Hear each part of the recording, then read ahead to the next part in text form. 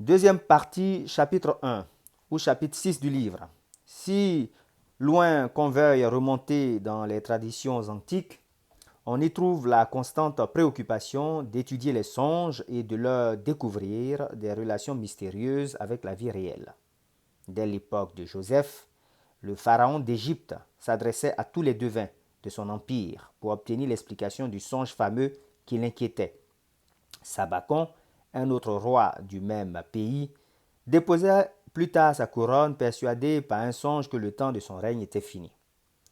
Les Chaldéens s'adonnèrent avec non moins d'ardeur à la divination par les songes et celui de Nabucodonosor est célèbre. Porphyre nous dit que Pythagore avait appris l'art d'interpréter les visions du sommeil en voyageant chez les Chaldéens, les Hébreux et les Arabes. Même croyance chez les Persans, les Grecs, les Hindous et jusque chez les Chinois dont les idées sur cette matière offrent toutefois un caractère particulier. Ils croient que l'âme d'un homme endormi peut, durant le sommeil du corps, se livrer seul à des excursions lointaines et recueillir ainsi de très précieux avertissements. Les magistrats de Sparte dormaient dans le temple de Pasiphae pour être instruits en rêvant de ce qui concernait le bien public.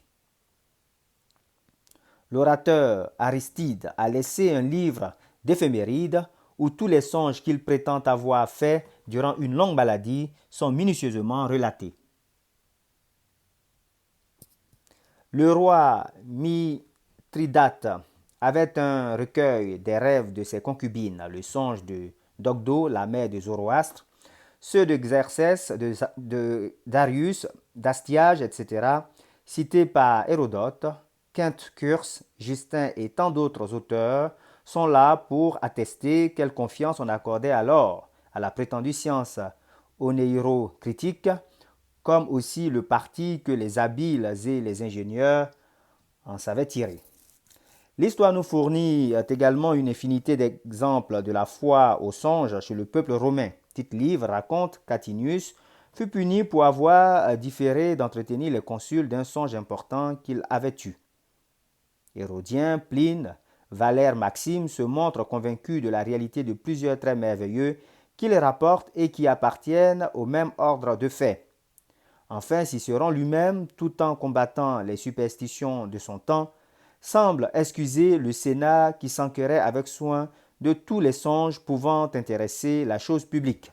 Il déclare qu'il n'est ni royaume ni cité où l'on ne se soit inquiété de ces mystérieuses révélations. On était loin d'ailleurs de s'en tenir à la seule interprétation des rêves fortuits. Dès l'Antiquité la plus reculée, l'usage existait en Égypte, d'où il s'était répandu en Grèce et dans le reste de l'Orbis Vetus, d'appliquer l'oneirocritie sacrée à la cure des maladies rebelles par le moyen des songes provoqués et attendus. Diodore nous apprend que dans le temple d'Isis, on s'endormait afin d'obtenir en rêve des secrets pour recouvrer la santé. À la fois médecins et pontifes, les prêtres de cette divinité possédaient et se transmettaient l'art d'endormir les malades et de pénétrer ensuite, assurait-il, la signification des songes lumineux qu'on leur racontait. Cette pratique s'appelait incubation et les prêtres, en l'exerçant, sacrifiaient aux incubes.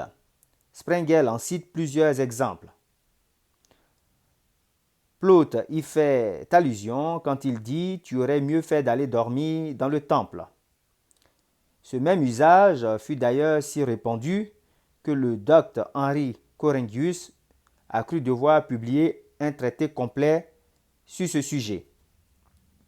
L'empereur Antonin Caracalla, fils de Sévère, se rendit pour sa santé à Épidore, où il eut un songe suivant son désir. Galien n'a pas craint d'attribuer la guérison d'une maladie qu'il avait eue dans sa jeunesse à une saignée pratiquée selon le mot dont il avait reçu l'indication en rêvant. Plutarque, parlant du temple de Mopsus en Sicile,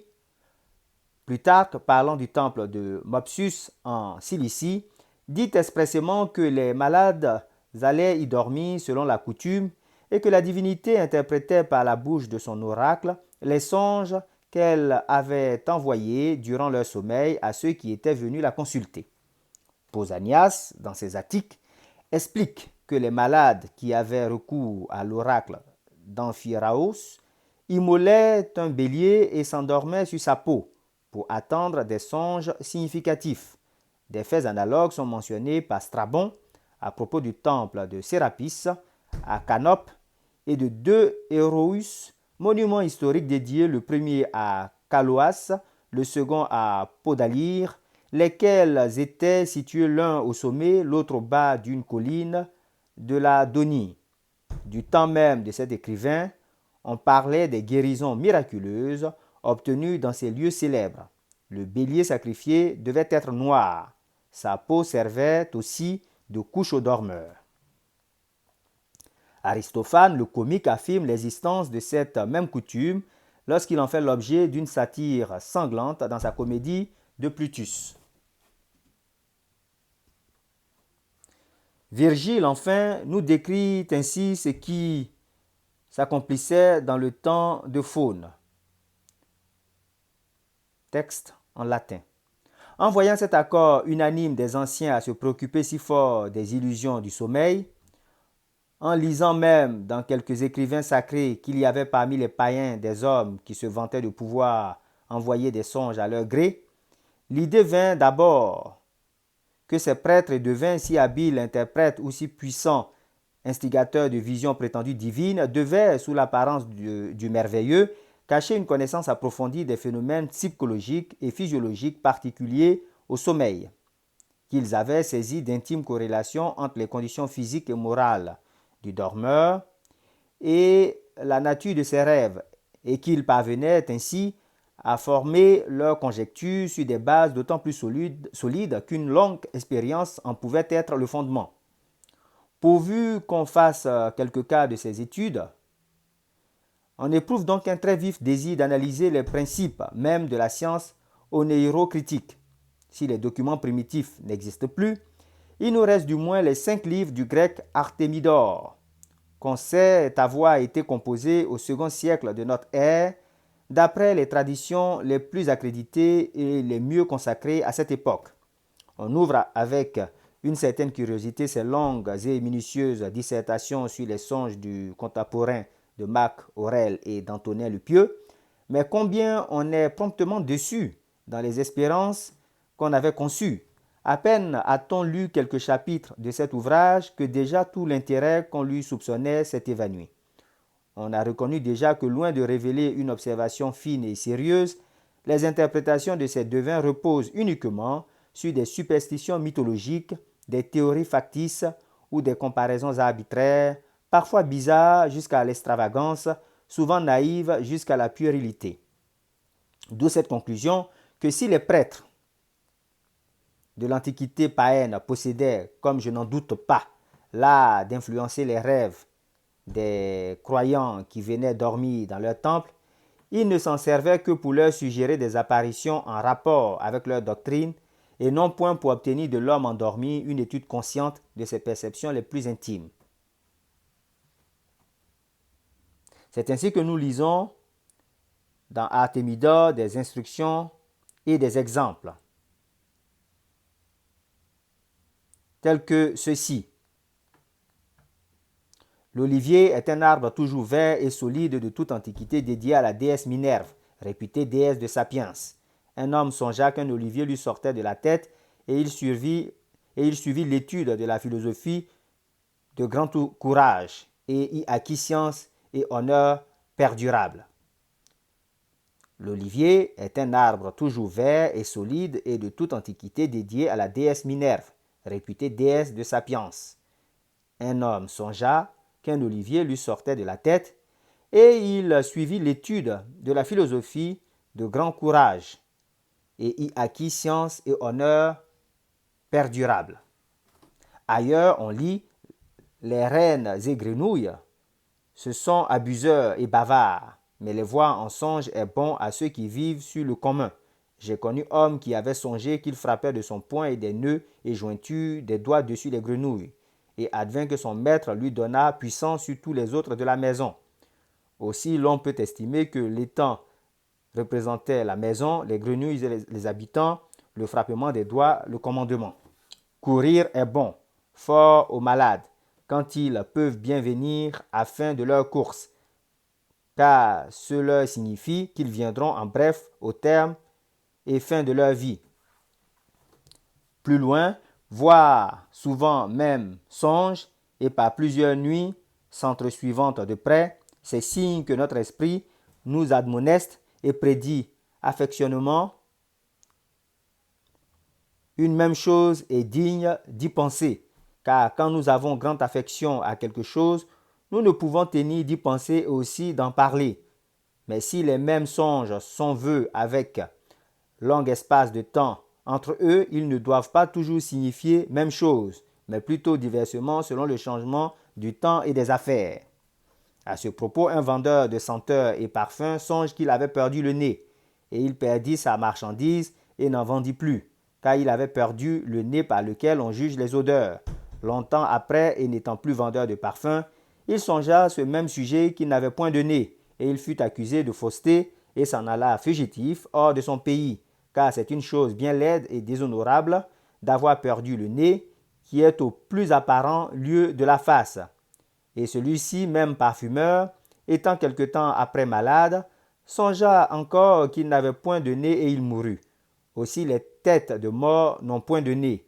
Ainsi, un même songe en un même homme par 3 fois diverses significations, diversement. Et cependant, dès le 5e siècle avant notre ère, ce génie puissant qu'on nomme Hippocrate avait planté d'admirables jalons pour ceux qui eussent voulu s'engager dans le vrai chemin en ce qui concerne l'étude des rêves pathologiques.